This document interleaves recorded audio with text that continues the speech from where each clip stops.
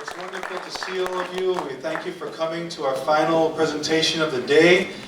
This has been a day in celebration of the world's indigenous peoples. This is an annual UN event, the 10th year of this event, that's actually going to be celebrated tomorrow at the UN headquarters here in New York. It's an event that's open to the public from 1:15 to 2:30. There'll be a ceremony with some presentations, speeches, performances, etc.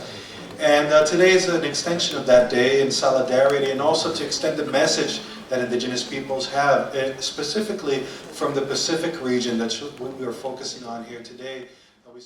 And now, last but certainly not least, an acclaimed group, an international performing troupe. They're just fantastic. They're going to be presenting music, dance, song from throughout the Polynesian Islands. So we want to give a real big welcome to the Kahurangi Maori Dance Theater. So please welcome them here and enjoy. This is going to be a fantastic show.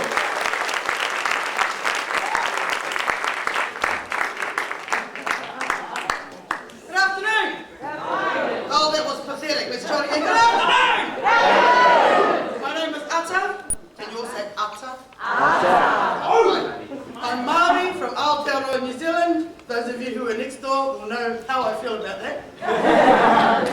Today I'm here with the Kahurangi Maori Dance Theatre, all the way from Aotearoa, New Zealand. Kahurangi is a group that tours throughout the United States and Canada full-time. We perform in hundreds and hundreds of schools throughout North America, teaching children about the indigenous cultures of Tahiti, Hawaii, Samoa, the Cook Islands and Aotearoa, New Zealand. We're going to take you on a small journey through the Pacific Islands today, and we're going to start in the islands of Tahiti. In the islands of Tahiti, the culture is very strong and the dances are very different. When you see people in Tahiti dancing, you might see them wearing something like this. And when people in Tahiti dance, they drum, using drums like this. Who can tell me what this might be called? Yes, you're right, it's a log. But it's a Tahitian log drum called a toire. Can you all say toire? Toire. In the Cook Islands it's called a tokere. And the toire is simply a log which has been hollowed out in the center and made hard, so that when you hit it with another piece of wood it makes a sound like this.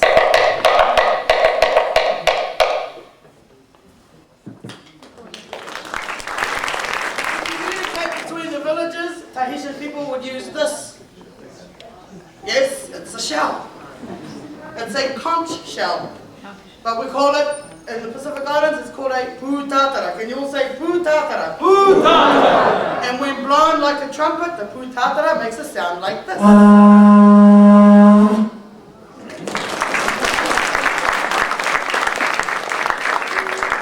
So sit back, relax, and enjoy your journey through the Pacific Islands. We're going to start in the islands of Tahiti. The word of welcome in Tahiti is Iaurana.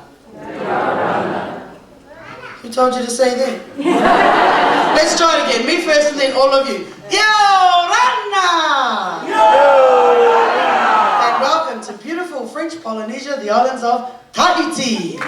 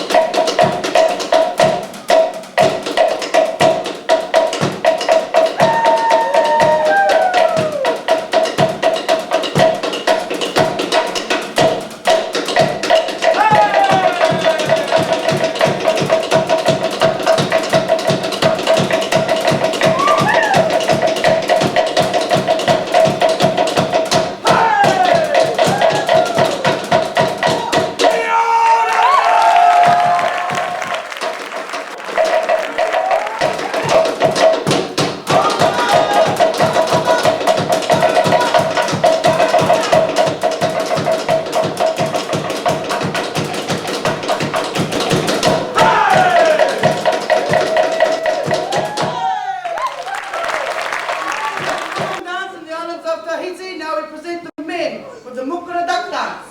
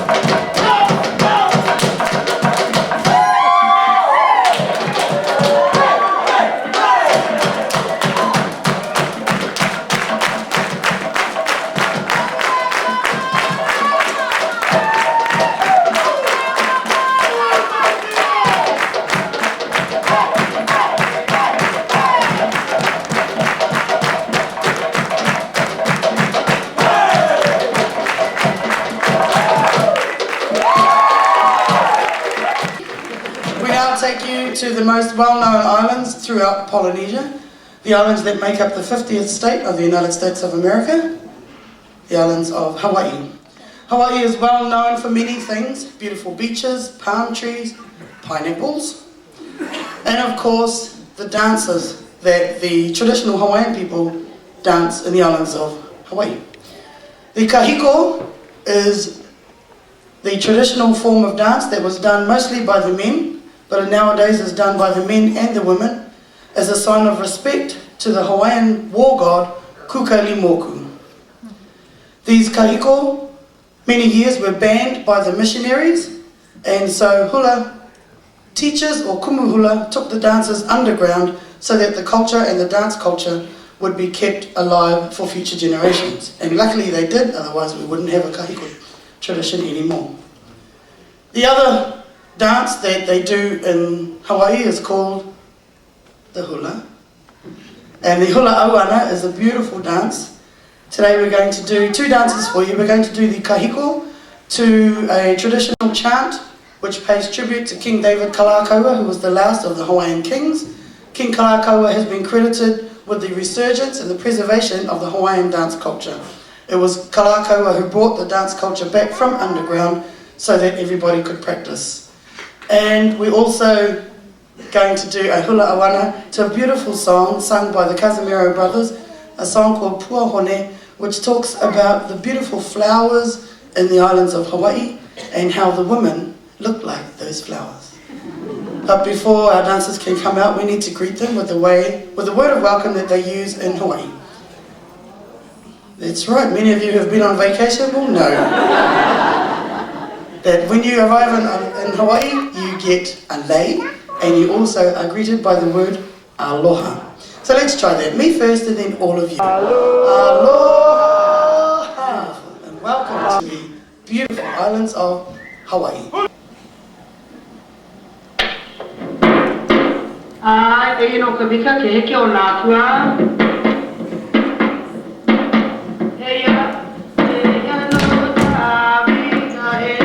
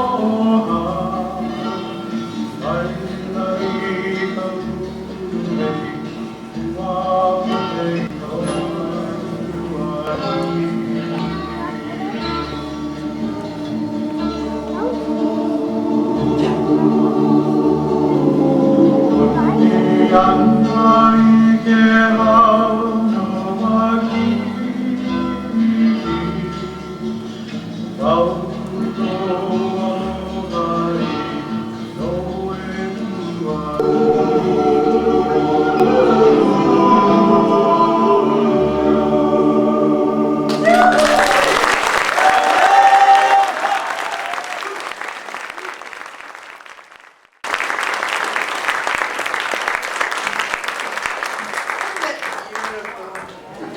now going to take you to the friendly islands of Samoa. Formerly known as the Navigator Islands or the Savage Islands, Samoa is a group of islands split into two parts.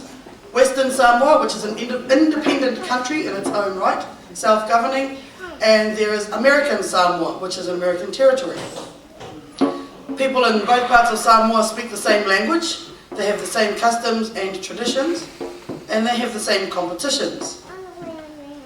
In Samoa, the men will compete with the nifo afi, or the fire knife. We're not going to set the place on fire today, but we are going to show you a couple of the dances that the people in Samoa do. Sometimes in the evenings, the youth of the villages will gather around a fire on the beach and they'll sing and dance and just have fun. Because the people in Samoa were so friendly, famous people like Robert Louis Stevenson lived and died in Samoa. Robert Louis Stevenson was well known for the books that he wrote, Kidnapped, Treasure Island, and Dr. Jekyll and Mr. Hyde. And Samoan people call him Tusitala, which means the teller of many stories. We're going to sing two songs. We're going to do two dances for you today from the islands of Samoa. Ilimai talks about the fabric that is used to make the clothing that Samoan people wear. And the Whautaupati is the mosquito dance, but I'll tell you a little bit about that later on. We greet each other in Samoa with the words talofa. You know the drill. Me first, and then everybody. Talofa! Talofa! You guys made more noise than they're walking in the door. Let's try it again. Talofa!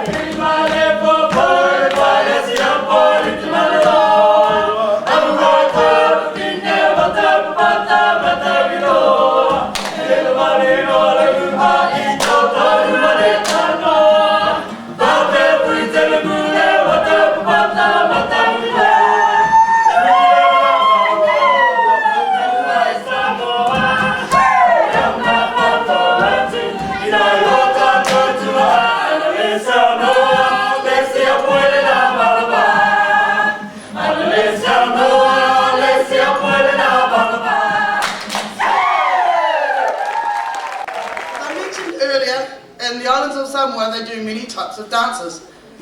They have a problem in Samoa where they have hundreds, thousands, millions of truckloads of mosquitoes. And traditionally in Samoa there wasn't anything called raid or mosquito candles to try and get rid of them, so the men invented the Whautaupati. Whautaupati means to squash and kill that pesky little mosquito. Ladies and gentlemen, this is the Whautaupati.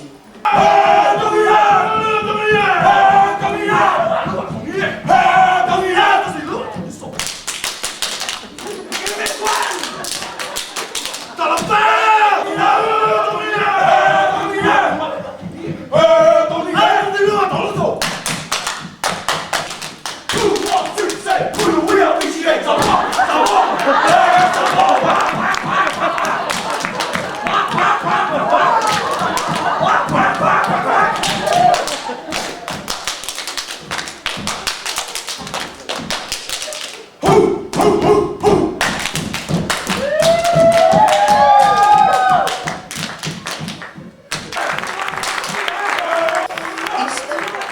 Aotearoa, New Zealand, and the people there are called Maori, Cook Island Maori. The Cook Islands is also a beautiful country known for its beaches and beautiful white sand, lots of palm trees, coconuts, and the dances that they do there, which is also a variation of the hula. Kia ora, and welcome to beautiful Rarotonga in the Cook Islands.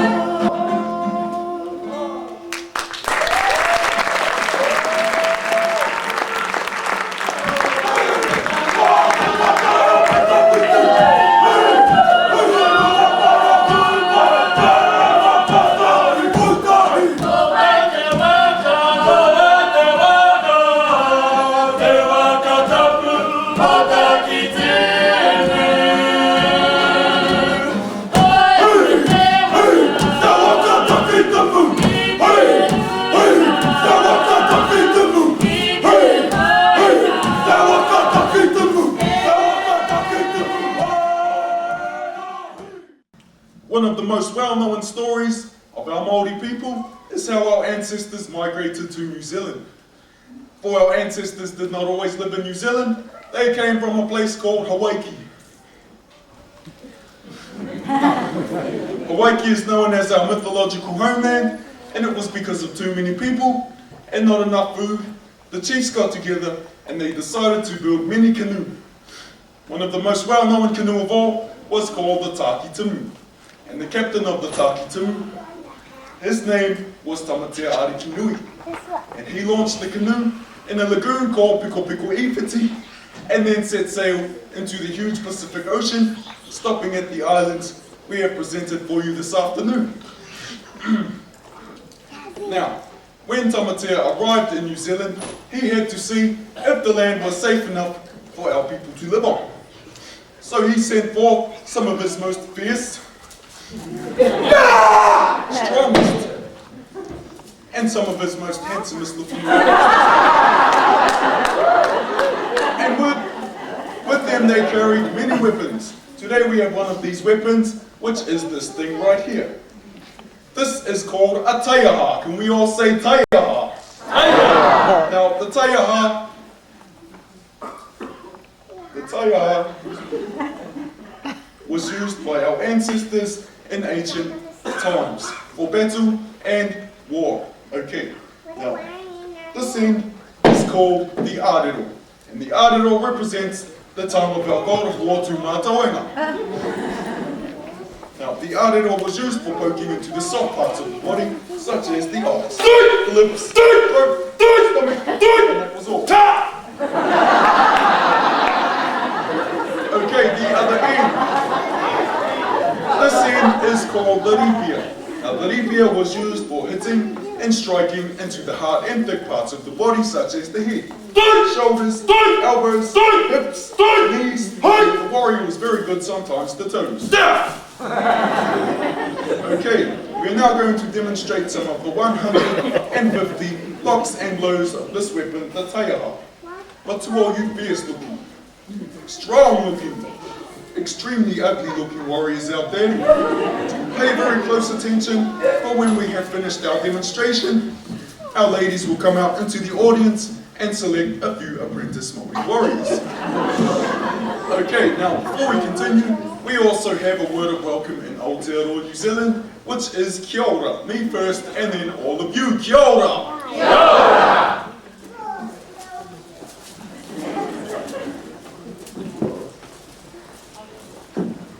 Boy! Dai! Dai tu mātauanga! Dai tau! Dai tri Maui! Dai heki! Dai turu! Dai tāne! Dai tika tau! Dai tri moho! Dai takarake! Dai mau tika tau! Dai taui! Dai titu! Dai tipu atu! Dai patu! Dai tau atu! Dai tautau! Dai tu mātauanga! Dai! Dai! Dai! Dai taka noa! Dai taka tā! Dai tu mātauanga! Dai pautama! Dai tā! Dai tā! Boa! Dai tā! Dai tūma! Dai tā! Boa haere tina na waipua! Dai! Dai! Dai! Dai! Dai! Dai! Dai! Dai!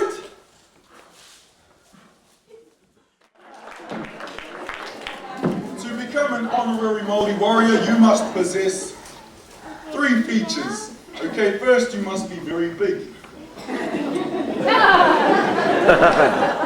Okay, secondly, you must be very fierce looking.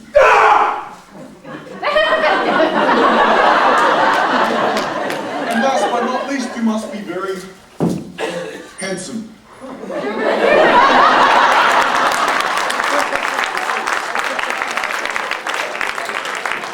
Take note of my warrior friends stepping to the front. Well, here's only 2 of these things.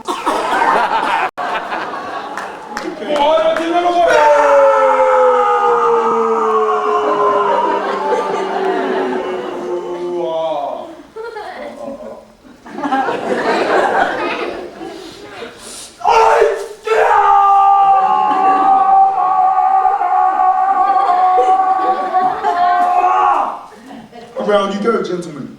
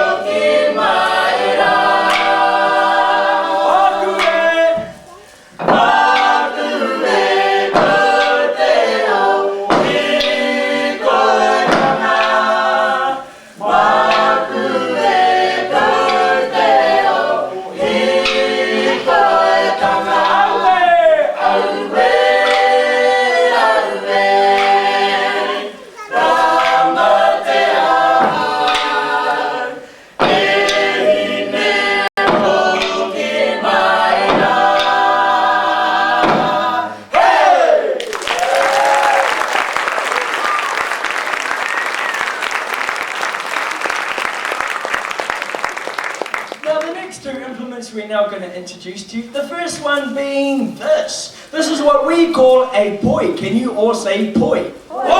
Now a poi is simply a ball with a cord, with a tassel or a piece of yarn attached to the other end. Now when the poi is swung in delicate, pretty patterns, it represents some of the New Zealand birds in flight.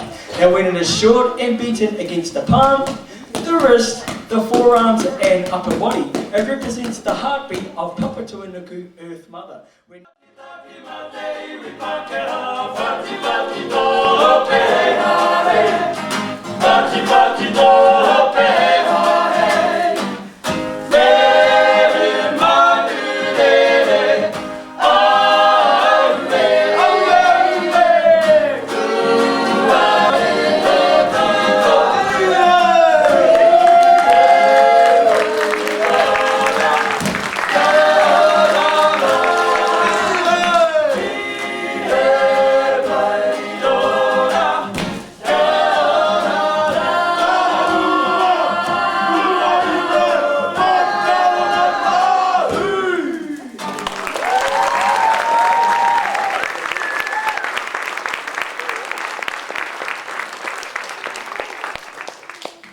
brings us to the end of our short presentation this afternoon. But we've got, I'm not sure, Roberto, do we have time for questions? Maybe just a couple. Maybe just a couple, that means no. But we're going to do it anyway, who cares? Anyone, can we get some house lights please, Mr. Technician Man? Thank you very much. Jeez, on. So how about we give our technical man a round of applause?